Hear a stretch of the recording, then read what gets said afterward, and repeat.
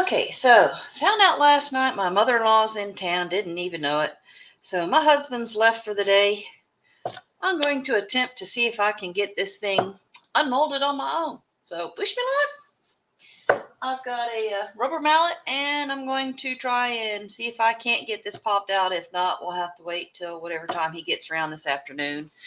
And with the weather, I doubt we'll get a chance to do any cutting to get this straightened up so I can start on the whole sanding process, because that'll, have to do the sanding process to do the next layer of coating and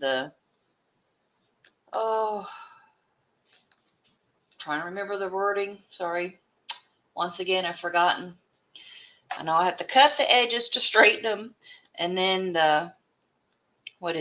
router? Yeah, router. So we can get the nice rounded over edges so there's no sharp points. So we have a rounded over edge on the edges because, grandbaby will be there. And then I've got to sand everything down on all top, sides, bottom, and then get the final coat over it. Let it set for a full 30 days before we put the legs on it. That way it has its full hardening. That way there's no warping or anything. The wood's good and solid. It's been cured. This dark spot is not any softwood. I have literally chiseled off every bit of softwood. This is literally just some of the dark spots. Trust me, I have gone through. This is just some of the dark parts of the wood. Some of this is where the person who had the wood before me had got some something spilled onto it, and even after sanding, I could not get it off, so it's just stained into the wood. It gives it kind of sort of a element of which that spot there I don't like. This one kind of looks cool. That one I'm not too thrilled about, but I've shown it to my parents, and they seem to love it. Mom seems to like the color from what she saw in the picture, so hopefully when she sees it in person in however long it takes me to actually get through, cutting, sanding, because like I said, it's all dependent on weather. So it, just because it's a month for a full cure doesn't mean it's going to be a full month for me to get time to finish going through all the sanding process, because the sanding's not going to be done all in one day. It literally takes a long time to go through all the grits of sanding, because depending on the severity, especially the bottom side of where you got to start with your grit sanding, it could literally be starting anywhere from like around 120, if it's not bad at all, to like a 60 if it's absolutely horrible. Depends literally on where you've got to start on your grit, going all the way up to 3,000, 4,000, 6,000, 8,000, 10,000, and then you start your polishing compounds and stuff. And wet sanding and all that fun stuff. So we'll go through those stages as we progress. And I'm going to figure out some way to get lighting to be able to do the sanding pictures and stuff outside on the porch, so we can do that even if there is lower lighting. I'm getting dusts on here because I don't have the cover on it, but it's not going to do anything because it's it is cured. It's just kind of sort of dust settling on the top now, and it's kind of sort of slimy because of the silicone spray. So I'm going to stop yabbering and see about getting this stuff.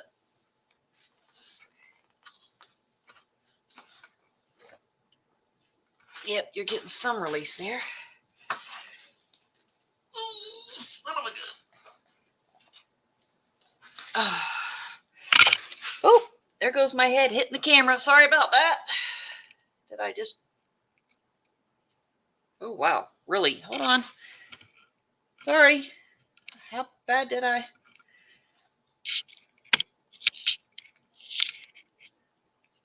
My goodness.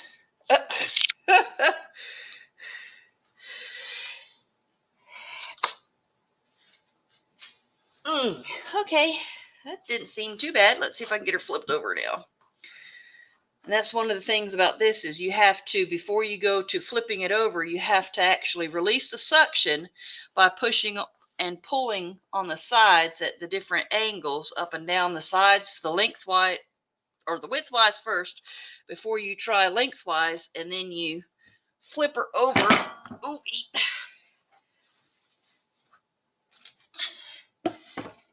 and set her down. Whee. Now I'll get the mallet.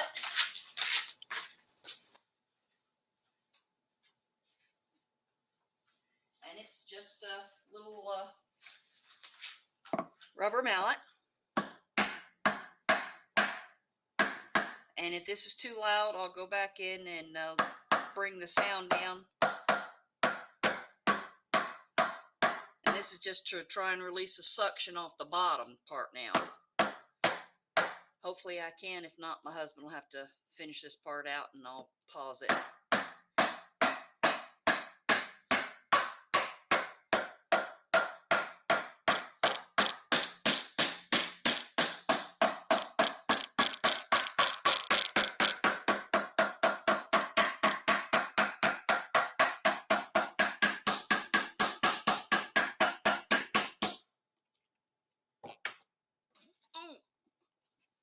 Any part of you want to come through?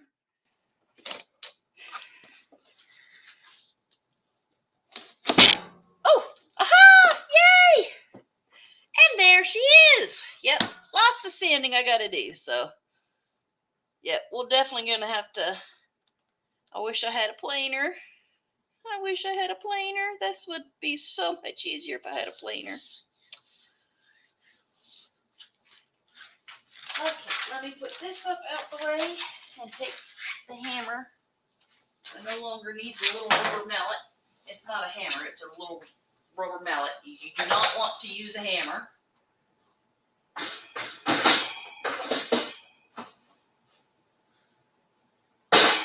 Okay.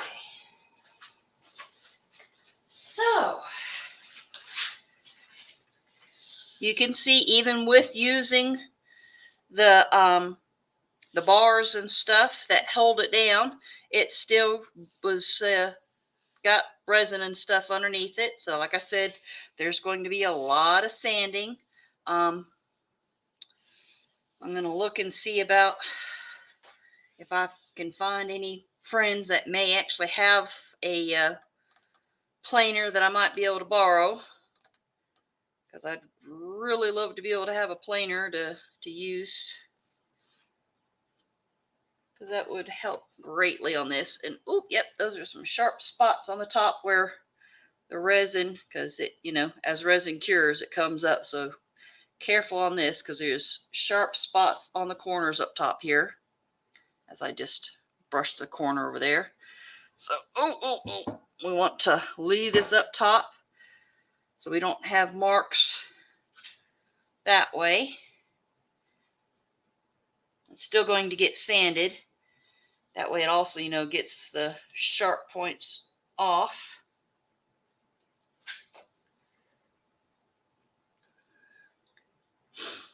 But we'll get to that point later. But yay, I did it on my own. I'm surprised. The last two I had to have help with. Yep, and there's a little dip right there. There's a little dip right over here. None there, but I can feel there's a little dip here, and there's a little dip right here, which is going to get fixed, you know, during sanding and stuff. And there's like an oil residue, which is probably from the silicone oil that kind of sort of came up off the sides as it was curing. Watch the fingers as my hand just came across the corner. Well, thank you all, and this is just a really short one until my husband gets home to start the cutting process. I'll probably not actually upload this until we can start doing the cuts to true up the sides, because this is going to get trued up all the way to here, because I'm not going to have that there. These are going to get there might be blue there, but because the mold is beveled, the sides go out, so we're going to true up everything so they're straight up and down, and then we'll go back through after I go through all the grits that I'm sure to get to everything where I want it. Then we'll do the rolled edges with the router. Not keep cutting myself.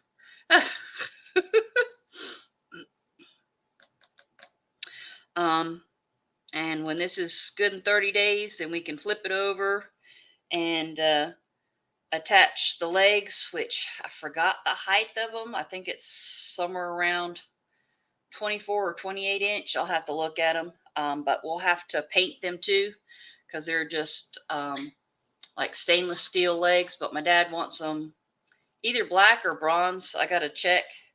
I think bronze would actually look better at their house because they have a lot of natural wood and antique products. So I honestly think the bronze paint would look better, my personal opinion, but he said black. So I'll show him some stuff with the old bronze paint and show him, what the difference would be, and then let him decide before we actually do it. So, my husband used a planer to get this down a little bit from the excess epoxy off the bottom and get it leveled out. Going to start with level 80 grit, sandpaper grit on my hand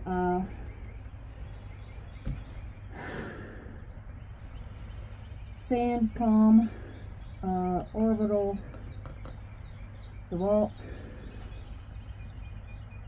Oh shoot. Variable speed hook and loop random orbital orbit sander. Yes, I forget the names of things. I keep boxes.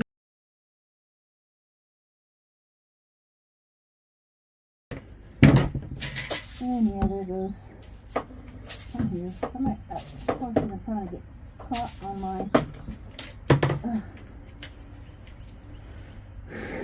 Sorry about that. This is a long process. I'm just going to show you a little bit. You need to take your time sanding. This is not a short, fast process. This is a very long and laborious process of sanding when you're doing river boards, getting through each process. As you can see, when it went through the planer, it got some chips into the wood on the very last pass, and I told him to stop.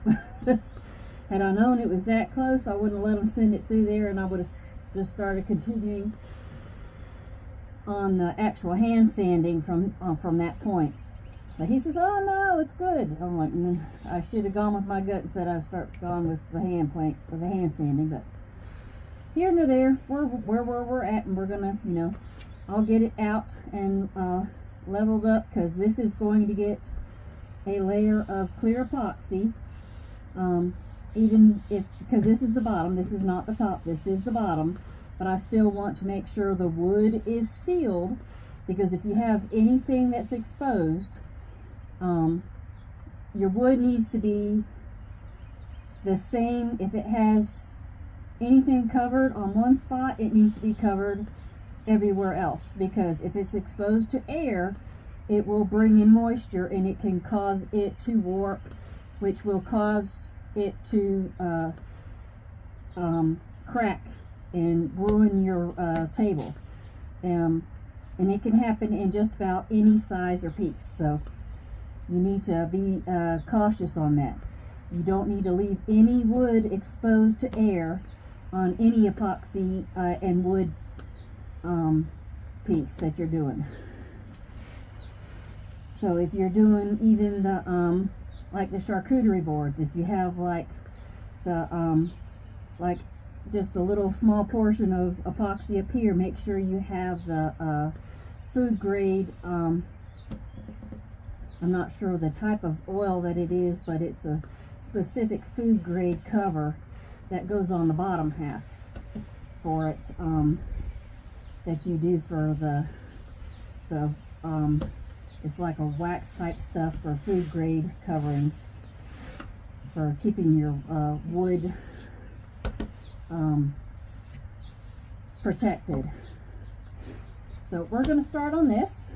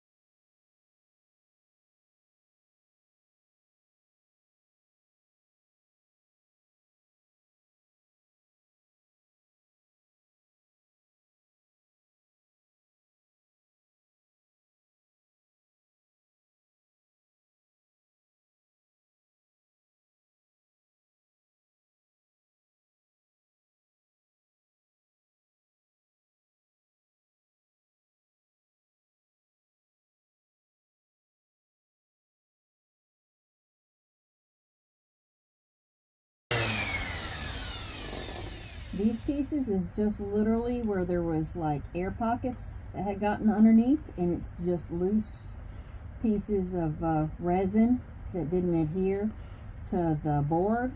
So I'm getting it off, so when the next layer, clear layer that goes on, it'll adhere to the board.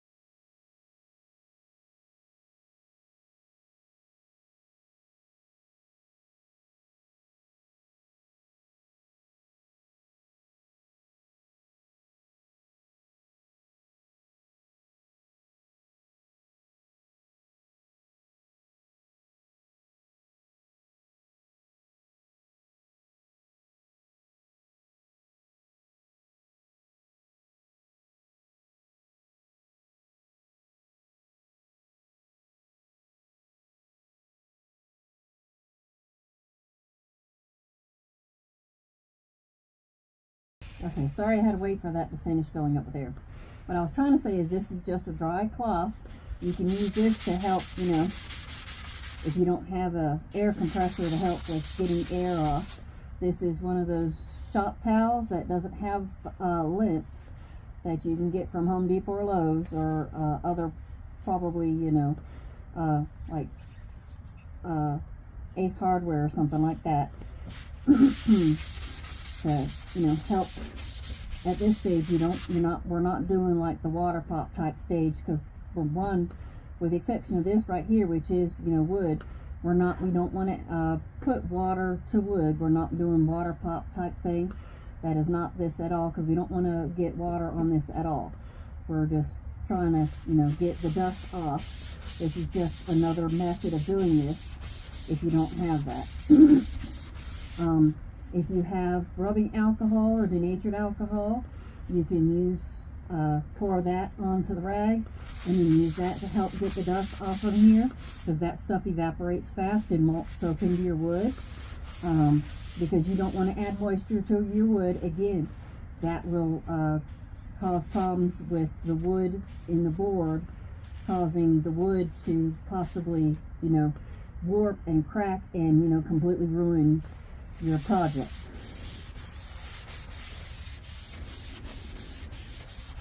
And I have a beat seam inside that did happen to. It was my second project ever,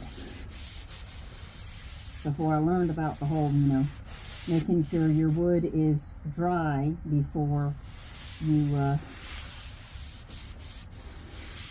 start on a wood and resin project. I did a whole cute underwater beach scene, and I have tried to save it. Also learning about using good resin and not just cheap craft store resin. And I used a brand that was literally from the craft store, and it's, you know, it yellowed in a matter of weeks, and it's still yellowed. You can't hardly see into the project, and it's possibly part of the reason why the project bowed. And because the wood was supposed to have been, once again, it was wood from a craft store that was claimed it was kiln dried. So I don't know. They said it was kiln dried when I bought it. It was craft store wood, but I didn't have a wood meter, moisture meter to test it at the time. I have since bought that, and all my projects since then are tested. This one was tested, the one before this, but my very first two I did not do that, and I had problems with my second one. I still have it. It's a hot mess. It's bowed and cracked, and one of these days I probably won't throw any more resin to it, because like I said, it is literally has a noticeable curve crack to it. And the because it is a beach scene, I had sand in it, so some of the sand literally came out the bottom of it, where part of it had cracked on the bottom.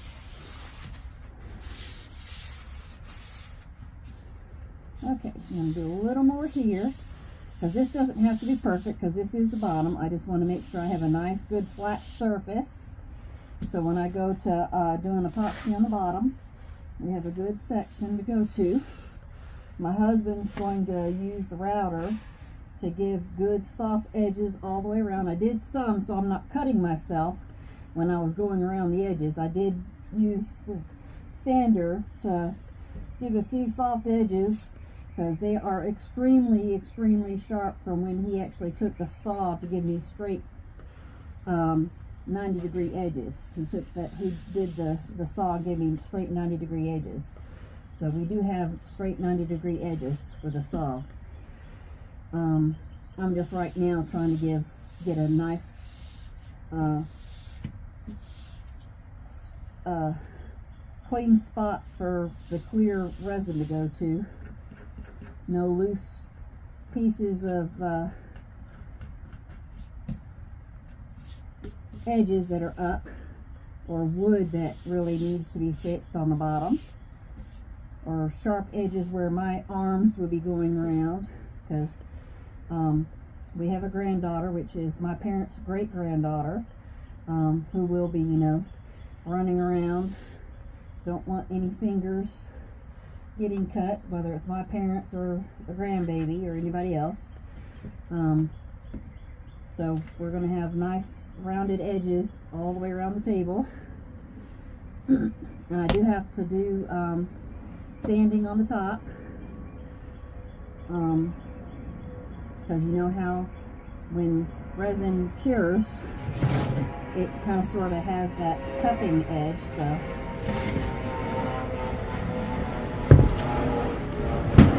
we have some of it was taken off with the edges.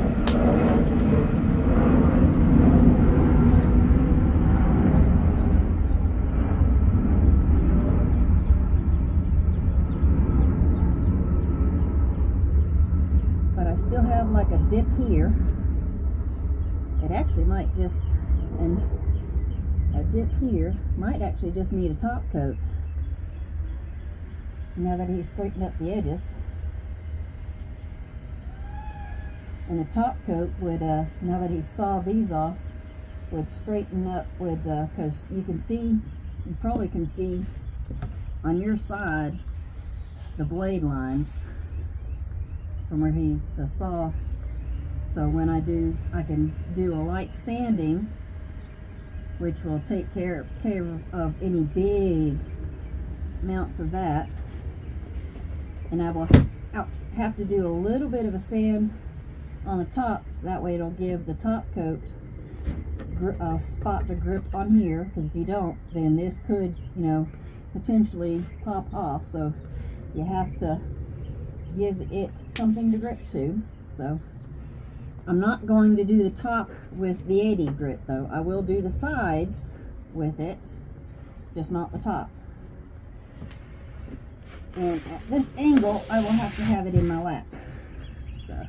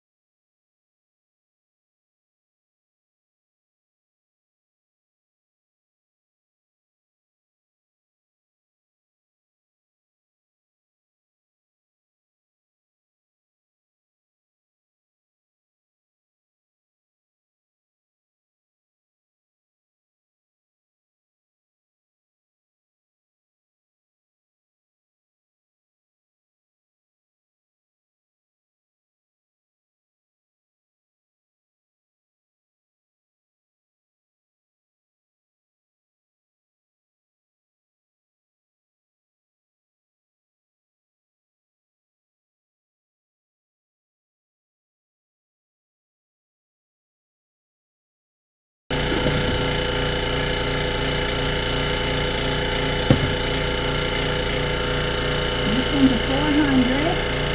That's all I'm going to use for the top. So I just use a very, very small amount of scratching for the top.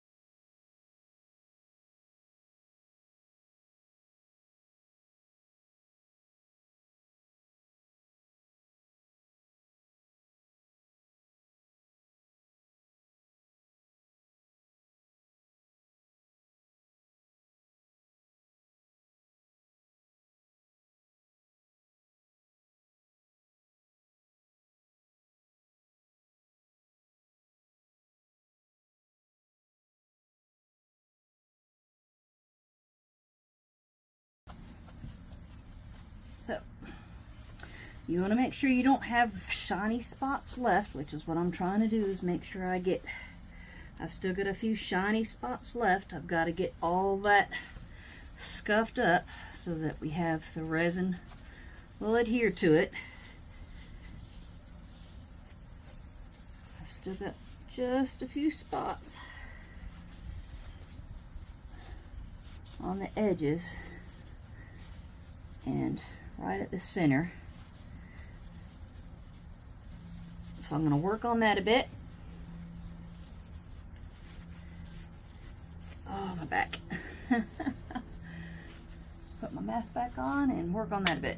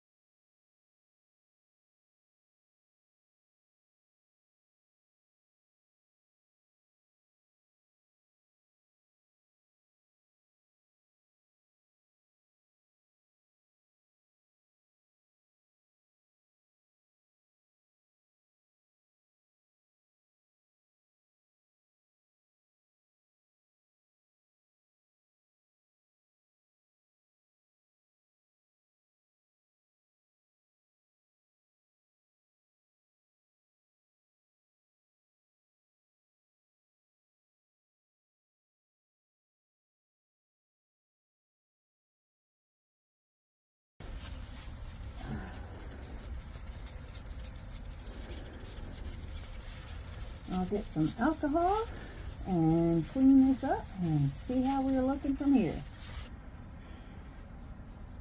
This is just to, yeah,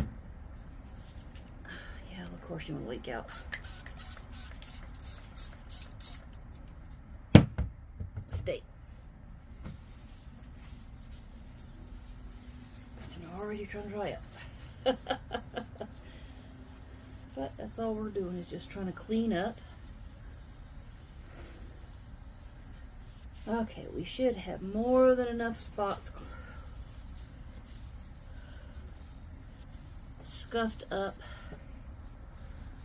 I have a hand thing inside, which will probably get this better than trying to use the hand sander, which is a big flat spot.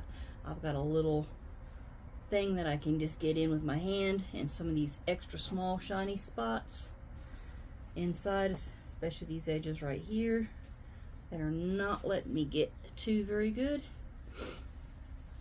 I'll get those inside. Okay, let's get this pulled off the edge so I can get, and if you got like small edges and stuff, it's easier to spray directly on your rag. And then just clean those off, because you want to make sure you don't have any dust or debris on, because it'll get trapped in your resin. And this is just for now. I will do another clean before I go and do the epoxy. It will not be today. I need a break in between because the grandbaby just left yesterday. This is just the work I'm doing today. We'll see tomorrow. I still have an Easter project I have to get started and finish. I would like to do. I know that I did the little frog and lizard, but that's not the main Easter project I wanted to actually do for to get uploaded.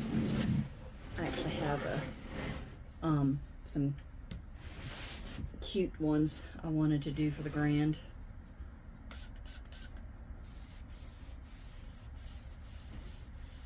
My granddaughter.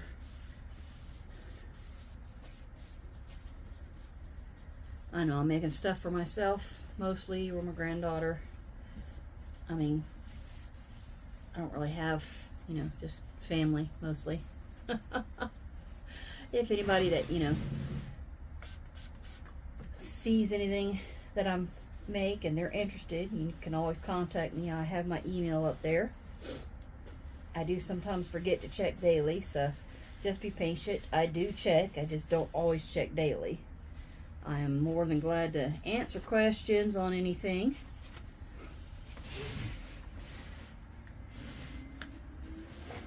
Okay. Alright, get off from there. You don't fall off. Alrighty. Top's done. Oy, oy, oy, oy.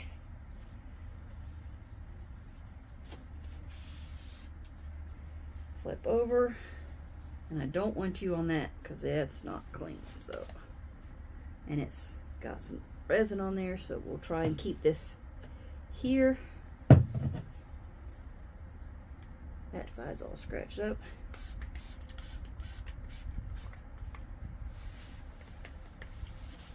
And it's getting low in the bottle.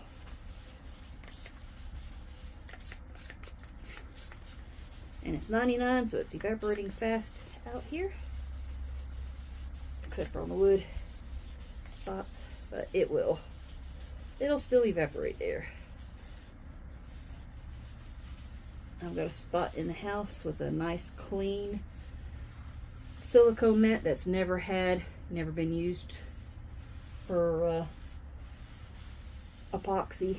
It was one I had I had planned to use, but I opted not to. It's just going to be used for like drying pieces like this. It's a holding mat basically. It's not going to be used like this is a mat I had started for use, but this was my very first mat, and then I ended up taking it outside to use, and it's got holes and stuff, so I got a second mat which is inside on my table now, and this one's got some holes where I got it with the sander. So, and I haven't cleaned it thoroughly to get, you know, all the resin bits off. I just haven't done it. I need to. Like I said, I just haven't taken the time to do it. And it's been inside and outside because I use it to hold my pieces down when I'm out here working on my pieces that need sanding and stuff, whether it's just wood or wood and resin pieces. Because I have a piece that the camera is currently sitting on, which has bark on it. It's a project that I'm going to be working on for my son. He wants a tray made, and I need to get the bark off from it.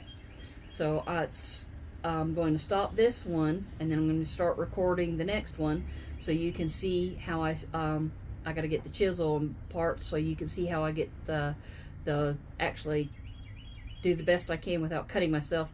Get the chisel and take the bark off and everything, because you can still leave the alive edge, but you can't have any loose bark and stuff, otherwise your resin will literally break off from it because it won't hold it together. You can still leave the nice live edge pieces, but you can't have spots that have the loose edged or rotted wood or anything like that. So even though this looks like this and has the dark, I promise you there's no dead or anything in here. This is all hard solid. I took all the bark, loose bark, dead rotted pieces, and chiseled all the loose bits off from this before I ever started on this project. And of course this leaned against me and now got some more sandy stuff. But I'm going to put this one inside, then I'll come out, stop this, and then I'll start the next one. And we'll be right back after I can get up. If I can scoot back and get up. This is going to be fun.